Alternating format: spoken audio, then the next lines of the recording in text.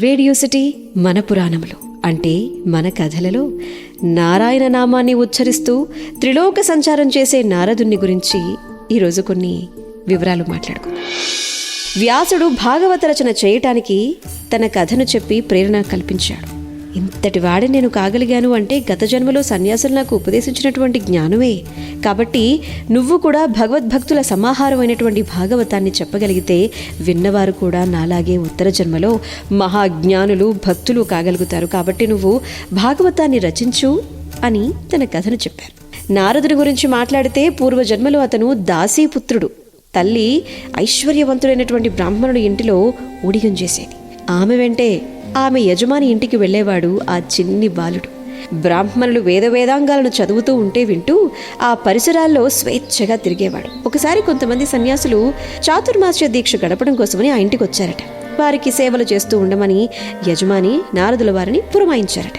సన్యాసులు పిల్లవాడైనటువంటి నారదుని సేవలకు మెచ్చి ముచ్చటపడి దీక్షాకాలం పూర్తయి వెళ్ళిపోతూ నారదుణ్ణి వాత్సల్యంతో పక్కన కూర్చోబెట్టుకుని ద్వాదశాక్షరీ మహామంత్రాన్ని ప్రణవాన్ని ఉపదేశించారు. మాయా, సత్యం తదితరాల గురించి బోధించారు. ఆ బోధనలు నారదుని మనసులో బలంగా నాటుకున్నాయి. పాము కాటుతో తల్లి చనిపోయాక లోక సంచారం చేస్తూ ఈశ్వరాన్వేషణ చేస్తూ జీవితాన్ని గడిపేద్దామనుకుని అరణ్యంలోకి వెళ్ళిపోతాడు. అక్కడ కనిపించేటువంటి క్రూర మృగాలు, సర్పాలను చూసి ఈ లోకమంతటా నిండి ఉండి శాసించేటువంటి శ్రీమన్నారాయణుడు అందరికీ అండగా ఉండగా నాకే ఆపద రాదు, నాకేమిటి భయం అనుకుని ఒక రావి చెట్టు కింద కూర్చొని ద్వాదశాక్షరి మహామంత్రాన్ని తదేకంగా జపిస్తూ ఉన్నారట. ఆ సమయంలో ఒక మెరుపుల శ్రీమన్నారాయణుని యొక్క దర్శనం లీలమాత్రంగా అయిపోయింది. ఒక అశరీర వాణి, ఈ జన్మలో సత్పురుషులతో తిరిగినటువంటి అదృష్టం వల్ల నీకు లీలామాత్ర దర్శనమిచ్చాను.